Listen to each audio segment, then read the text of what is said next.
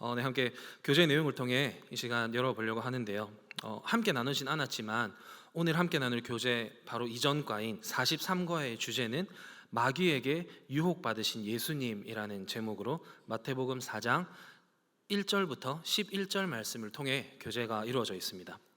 지난주 핵심 키워드는 예수님은 마귀의 유혹을 이기며 하나님 나라를 세우셨다인데요. 다들 이 상황 너무 잘 아실 거라고 생각됩니다. 예수님께서 성령의 인도하심을 받아 마귀에게 시험을 받으시러 광야에 가셔서 40일간 금식하시고 그 후에 마귀의 시험을 능히 이겨내시는 장면을 기록한 말씀인데요. 지난주 우리에게도 또 하나님의 초청을 받은 VIP 분들에게도 크고 작은 유혹과 시험들이 있었지만 그럼에도 불구하고 하나님께서 초청해 주신 우리 VIP 초청 잔치, 그 천국 잔치에 함께 해 주셨고 그를 통해 많은 길 잃은 어린 양들이 삶 가운데 하나님을 새기고 또 하나님의 말씀을 함께 나눴었는데요. 예수님께서 이 시험을 능히 감당하신 것처럼 우리도 초청 잔치 한 번으로 끝이 아니라 하나님께서 기다리고 계시고 또 바라보고 계시는 그 한 영혼 한 영혼들을 향해서 계속해서 기도하고 또 닥쳐올 수많은 유혹과 시험 앞에 물러서지 않고 말씀 붙들고 하나님 나라 확장에 우리가 계속해서 동참해야 할 줄로 믿습니다. 네, 이어서 오늘 함께 나눌 킹덤 스토리 44과 예수님의 하나님 나라 삼중 사역에 대해 함께 나눠보려 합니다. 이번 과의 핵심 메시지로 예수님은 하나님 나라 복음 전파와 제자 부름 그리고 치유 사역을 하셨다라는 것을 담고 있습니다. 여러분은 인생에 있어서 특별한 의미를 지닌 장소나 그런 지역이 있으십니까? 특별한 의미를 지닌 지역이나 장소. 네, 너무 특별해서 하나님께만 말씀드리시는 거죠. 네, 지금까지 이렇게 지나온 인생 전체에 있어서 가장 특별한 의미를 지닌 한 곳, 한 장소만 집어보라고 하면 아마도 섣불리 딱 한 군데라고 정하기 어려우실 것 같은데요. 일반적으로 어떤 일을 하려고 하거나 계획했던 큰 일을 하려고 하면 보통은 일반적으로 변두리보다는 중심지에 그리고 작은 곳보다는 큰 곳에서 시작하기 마련입니다. 하지만 오늘 본문 말씀 안에서 예수님은 전혀 다른 행동을 보여주십니다.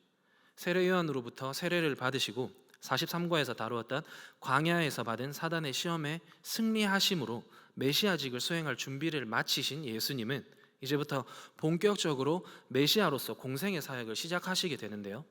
천국 복음, 하나님 나라 확장이라는 너무나도 크고 또 너무나도 중요한 이 사역을 시작하려고 하시는데 이때 당시 유동인구가 많았던 요즘 말로 하플이었던 예루살렘이 아닌 사람도 별로 없고 변두리에 위치한 데다 이방인들이 많이 섞여 살면서 이방인들의 영향을 많이 받았던 지역이라는 이유로 유대인들로부터 멸시와 또 천대를 받았던 갈릴리라는 지역에서 이 사역을 시작하시게 됩니다.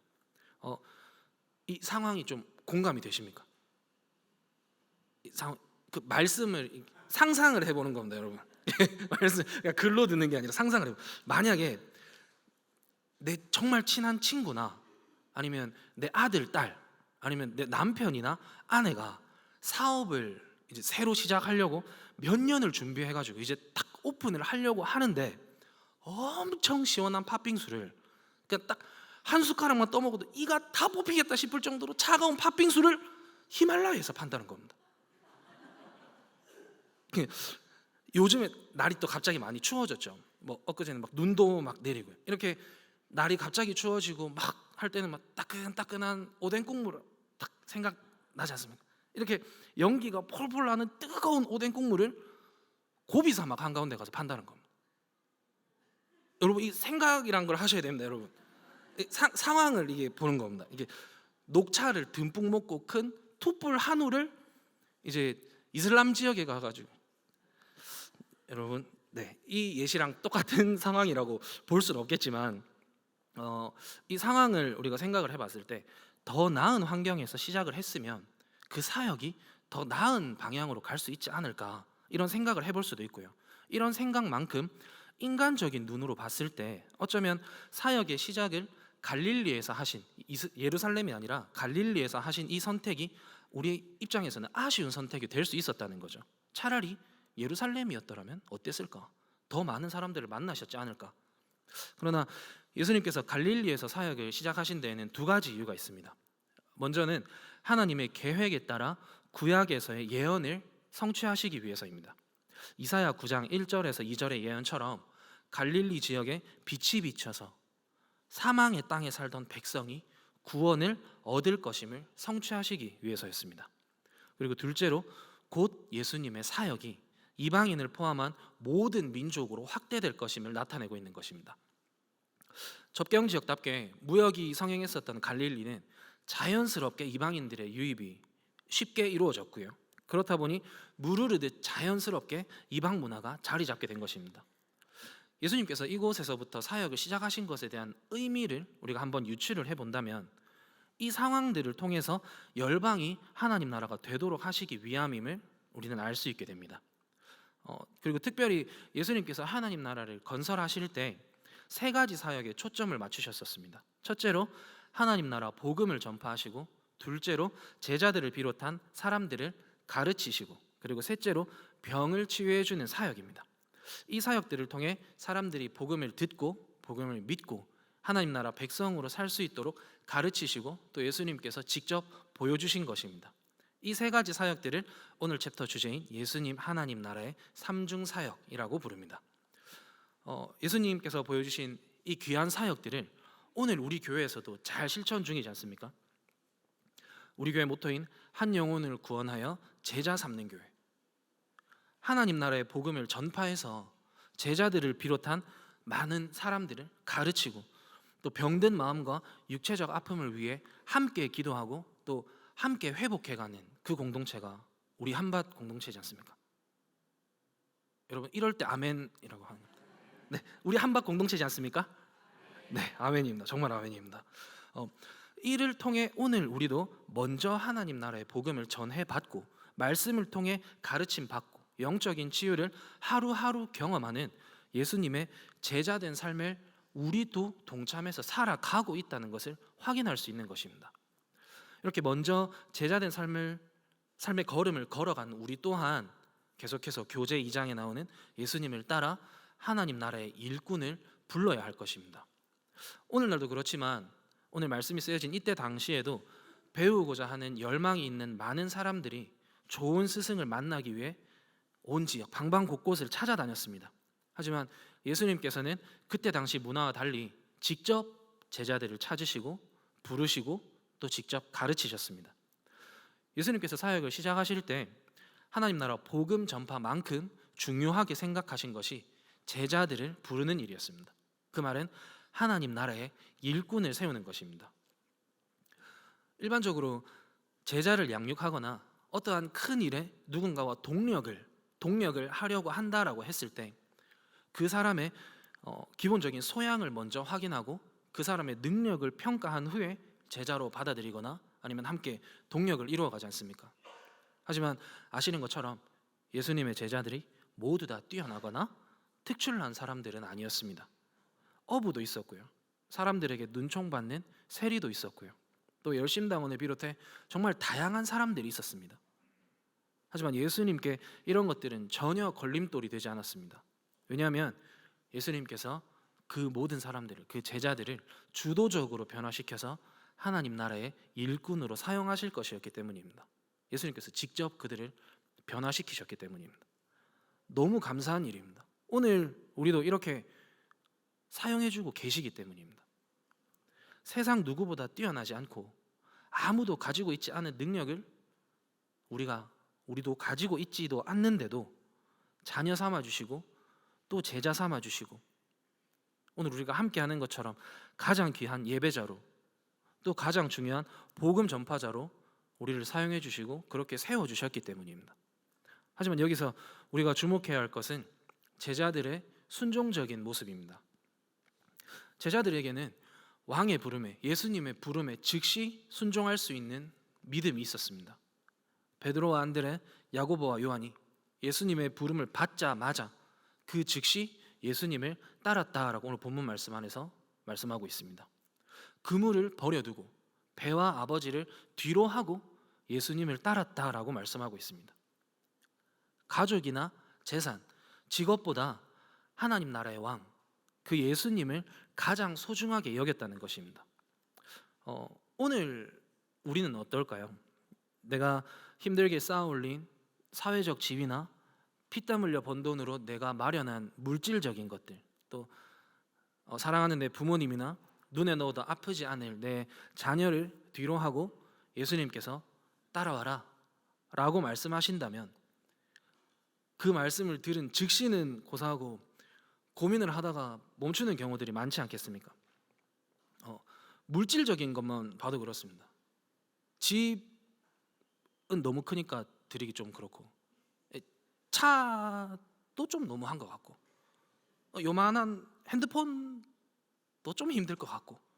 네, 오늘 본문 말씀 안에서 제자들이 한 것처럼 전혀 아무 생각하지 않고 내 것을 다 버리고 따라간다라고 했을 때, 요 옷에 삐져나온 요 보풀하기 정도면 아무 생각 안 하고 버리고 고민도 안 하고 따라갈 것 같은데, 내가 했다고, 내가 가졌다고, 내가 이루었다고, 내가 노력한 내 노력의 결과의 산물이라고 생각되는 어떤 것들을 내려놓고 따라가야 한다면 우리는 멈칫하는 경우를 많이 볼 수 있게 됩니다. 그래서 우리를 부르고 계신 것입니다.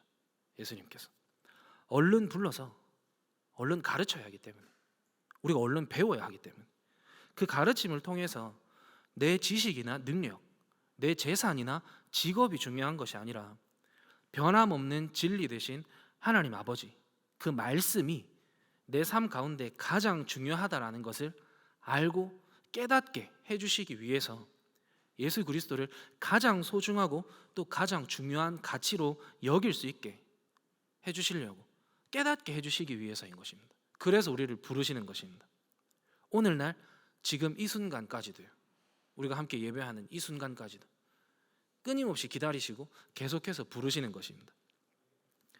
그 부르심에 응하는 방법은 앞서도 말씀드렸던 것처럼 순종입니다. 예수님을 가장 소중히 여기는 믿음만 있으면 예수님께서 친히 훈련시키셔서 위대한 하나님 나라의 일꾼으로 사용하시는 것입니다.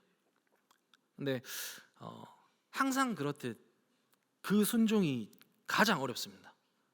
그 순종을 어떻게 해야 하는지도 모르겠고, 상황에 놓여졌다고 해도 그 순종을 정말 아무 고민 없이 할 수 있는 그 행위가 너무 어렵습니다. 그래서 우리는 많은 방법들이 있겠지만 그 하나님이 어떤 분이신지를 가장 먼저 알아야 하는 것입니다.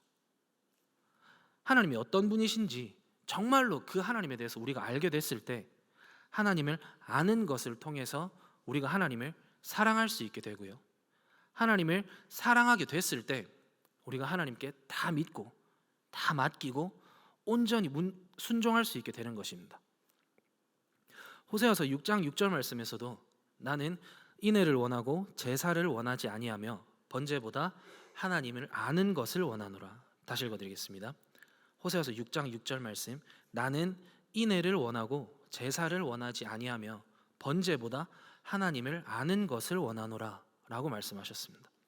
제사나 번제, 하나님을 사랑하는 마음이 없는 허울뿐인 예배나 내 생각대로 이루어지는 어떤 행위가 아니라 인애, 사랑과 하나님을 아는 것, 하나님을 사랑하는 마음과 하나님의 하나님됨을 우리가 아는 것을 원한다라고 하나님께서 우리에게 말씀하고 계신 것입니다. 하나님을 아는 방법, 일반적으로 알려져 있는 방법들이 너무나도 많습니다. 말씀을 읽는 것, 또 말씀을 듣는 것, 말씀을 나누는 것, 찬양과 기도를 통해 알아갈 수도 있고요, 또 누군가의 모습을 통해서나 또 성령의 감동을 통해서 알아갈 수 있습니다. 어쩌면 우리의 호흡을 통해서도 하나님을 알아갈 수 있습니다. 어떻게 했을 때 이게 가능한 것입니까? 끊임없이 하나님을 생각할 때입니다. 우리가 끊임없이 하나님을 부르짖을 때입니다. 하나님을 더 알아가기 위해 갈망하고 그런 마음이 들지 않는 것 같을 때, 내가 순간순간 하나님을 놓치고 살아간다라는 생각이 내 안에 가득할 때, 그때 또 한 번 하나님께 기도하는 것입니다. 하나님, 제가 하나님을 알아갈 수 있도록, 하나님을 더 사랑할 수 있도록 하나님을 향한 갈망을 더 마음 가운데 부어주십시오. 우리 삶 속에 끊임없이 하나님을 새기는 것입니다. 그렇게 하는 것이, 또 그렇게 사는 것이 하나님의 말씀을 듣고 지켜 행하는 것의 첫걸음이 되는 것입니다. 그 한 걸음 한 걸음을 걸어갈 때에 신명기 28장 1절 말씀처럼 내가 내 하나님 여호와의 말씀을 삼가 듣고 내가 오늘 너에게 명령하는 그의 모든 명령을 지켜 행하면 너의 하나님 여호와께서 너를 세계 모든 민족 위에 뛰어나게 하실 것이라. 세계 모든 민족 위에 뛰어나게 하신다는 것이 무슨 말씀입니까? 이 말씀이 하나님 나라의 백성으로 삼아 주신다는 것입니다. 하나님 나라의 백성으로, 하나님의 제자이자 하나님의 동력자, 하나님 나라의 일꾼으로 사용해 주신다는 것입니다. 우리의 부족함은 이미 하나님께서 다 알고 계십니다. 우리의 모난 부분, 우리의 찢겨진 부분, 정말 내가 너를 바라봤을 때도 너무 아쉬운 부분, 이미 하나님께서 다 알고 계십니다. 그래서 이제 더 이상 우리는 나의 부족함을 찾고 나의 부족함을 알아가려고 시간을 허비하는 것이 아니라 하나님을 찾고 하나님을 알아가는 것에 허락하신 우리의 시간을 드리길 소망합니다.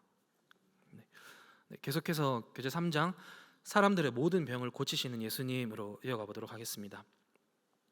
성경 안에 예수님의 치유 사역이 자주 등장합니다. 다들 아시는 것처럼 죽은 나사로를 살리시고 중풍병자와 앞을 보지 못하는 자, 평생을 안진뱅이로 산 자 등 여러 모습의 아픔들을 예수님께서 직접 치유해 주셨습니다. 예수님께서 이렇게 치유 사역에 집중하신 이유는 무엇일까요? 치유 사역에 집중하신 이유, 첫째로 병든 자를 고치는 것이 메시아, 그 왕의 사역이었기 때문입니다. 구약의 에스겔 선지자를 통해서 말씀하셨던 것처럼 하나님께서 친히 이스라엘의 목자가 되어 상한 자를 싸매어주며 병든 자를 강하게 하겠다라고 약속하셨기 때문입니다. 또한 다윗의 자손을 새 목자로 보내겠다고 하신 말씀과 합하여 예수님의 치유 사역은 예수님 자신이 하나님 나라를 세우는 왕이시다라는 사실을 드러내는 사건이 되는 것입니다. 그 모든 사건들이. 둘째로 예수님이 세우시는 하나님 나라에는 궁극적으로 모든 아픔과 고통이 없을 것이기 때문입니다. 인간이 타락하기 이전 에덴 동산에는 병이 없었습니다. 아픔과 슬픔, 고통이 없었습니다. 계시록 예언을 보면 새 에덴, 곧 궁극적인 하나님 나라에 다시는 사망이 없고 애통하는 것이나 곡하는 것이나 아픈 것이 다시 있지 아니하리니라는 말씀이 있습니다. 이를 통해 우리가 알 수 있는 것이 구원받은 하나님 나라의 백성이 궁극적으로 누리게 될 생명의 풍성함에는 더 이상 병이 없다는 것입니다. 또한 예수님의 치유 사역을 통해 우리가 소망하는 하나님 나라에는 아픔과 슬픔, 병과 고통이 없고 치유와 회복, 감사와 기쁨만이 가득하다는 것을 이 사역들을 통해 우리에게 먼저 보여주시는 것입니다. 그 천국의 기쁨을 이 땅에서 먼저 맛볼 수 있게 우리에게 먼저 보여주시는 것입니다. 그저 나의 질병이 낫기만을 바라는 것이 아니라 그를 통해 예수님께서 하나님 나라의 왕이시라는 것을 확신하며 또 그 사역들을 통해서 우리가 확실하게 믿을 수 있게 되는 것입니다.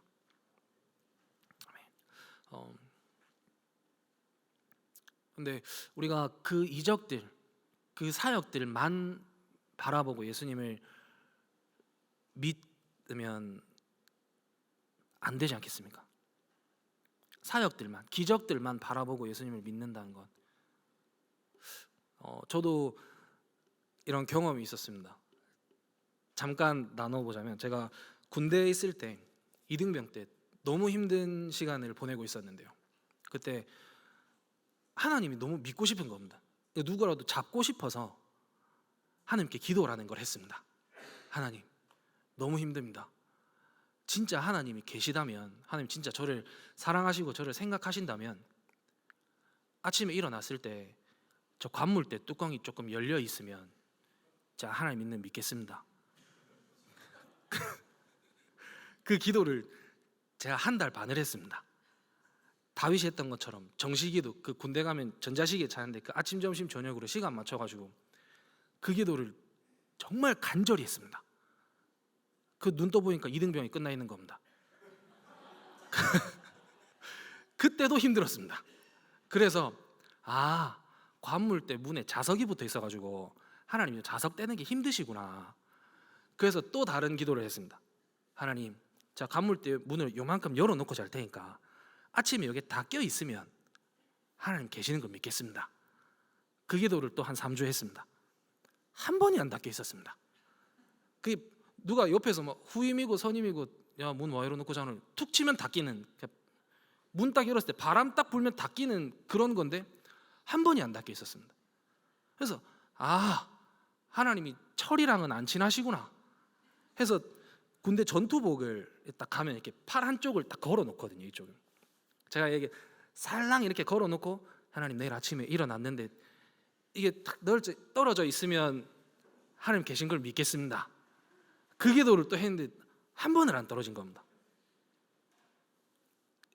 근데 저는 시간이 지나서 보니까 그게 하루하루 그 순간순간에 하나님이 저한테 주신 가장 큰 응답이었습니다.